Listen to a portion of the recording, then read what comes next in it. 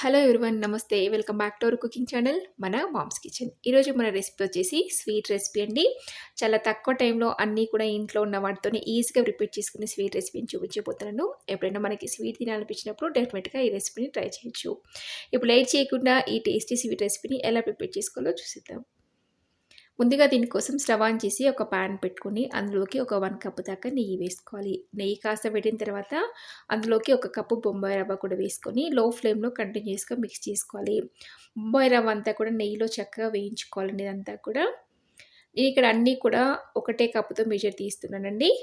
మీరు కూడా ఇంట్లో ఉన్న ఏ బౌల్తో అయినా కూడా మెజర్ చేసుకోవచ్చు. చూడండి, ఇలా బాగా ఫ్రై చేసుకోవాలి. ఇప్పుడు ఇందులోకి ఒక హాఫ్ కప్ దాకా నేను ఇక్కడ మిల్క్ పౌడర్ యాడ్ చేస్తున్నాను. సేమ్ కప్పుతోని ఒక 1 కప్ దాకా షుగర్ కూడా వేసేసుకొని మనం యాడ్ చేసిన రవ్వ అలాగే మిల్క్ పౌడర్ షుగర్ అంతా కూడా బ్రౌన్ కలర్ వచ్చే వరకు కూడా లో ఫ్లేమ్లో బాగా ఫ్రై చేసుకోవాలి.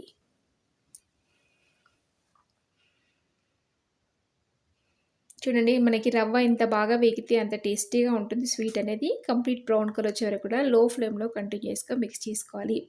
అలా అని చెప్పేసి ఏమాత్రం మాడనీయకూడదండి. స్వీట్ టేస్ట్ అంతా కూడా చేంజ్ అయిపోతుంది కాబట్టి ఇలా లో ఫ్లేమ్లో కంటిన్యూస్గా మిక్స్ చేసుకోవాలి. మనకి పూర్తిగా దీనికోసం ఈ రవ్వని ఫ్రై చేసుకోవడానికి 5 నిమిషాల టైం పడుతుందండి. లో ఫ్లేమ్లో బాగా మిక్స్ చేసుకోవాలి. చూడండి, రవ్వ మంచి కలర్ వచ్చేసిన తర్వాత ఇందులోకి ఒక 1 కప్ నేను ఇక్కడ పాలను యాడ్ చేస్తున్నాను. మనం ఏ కప్పుతో అయితే రవ్వ షుగర్ యాడ్ చేస్తున్నామో అదే కప్పుతో పాలు కూడా యాడ్ చేసుకోవాలి.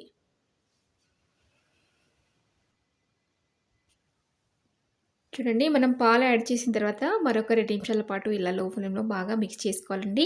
మనం వేసిన నెయ్యి ఏదైతే ఉంటుందో అదంతా కూడా ఇలా పైకి తేలే వరకు కూడా బాగా మిక్స్ చేసుకోవాలి. చాలా టేస్టీగా ఉంటుందండి. ఇప్పుడు ఇందులోకి కొద్దిగా ఇలాచి పౌడర్ కూడా యాడ్ చేసేసుకొని మళ్ళీ ఒకసారి ఇదంతా కూడా బాగా ఫ్రై చేసుకోవాలి. చాలా టేస్టీగా ఉంటుంది. చాలా సింపుల్గా ఈజీగా ప్రిపేర్ చేసుకోవచ్చు. ఇందులో యూజ్ చేసిన అన్ని ఇంగ్రీడియంట్స్ కూడా మన ఇంట్లో ఉండేవి. చాలా టేస్టీగా ఉంటుంది. డెఫినెట్గా మీరు కూడా ఇదే ప్రాసెస్లో ట్రై చేయండి.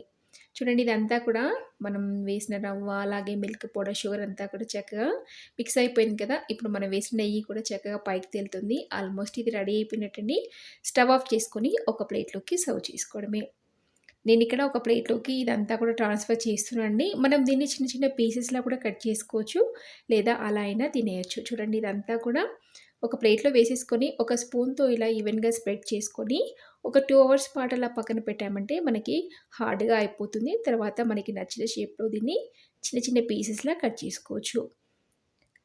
లేదా అలా కాకుండా మనం అప్పటికప్పుడు తినేయాలి అనుకున్నప్పుడు ఇలా ఒక ప్లేట్లోకి వేసేసుకొని డ్రై ఫ్రూట్స్తో గార్నిష్ చేసుకొని సర్వ్ చేసుకోవచ్చు. చాలా టేస్టీగా ఉంటుంది. పిల్లలు కూడా భలే ఎంజాయ్ చేస్తారండి. చూసారు కదా ఫ్రెండ్స్, ఎంతో సింపుల్గా ప్రిపేర్ చేసుకునే ఈ స్వీట్ రెసిపీని. మీకు ఈ రెసిపీ నచ్చితే తప్పకుండా ఒక లైక్ చేయండి, షేర్ చేయండి. అలాగే మరెన్నో ఇలాంటి హెల్తీ అండ్ టేస్టీ రెసిపీస్ కోసం వెంటనే మన మామ్స్ కిచెన్ ఛానల్ సబ్స్క్రైబ్ చేసుకొని పక్కనే ఉన్న బెల్ బటన్ని క్లిక్ చేయండి. మరొక టేస్టీ రెసిపీతో ముందుంటాను. Thank you for watching.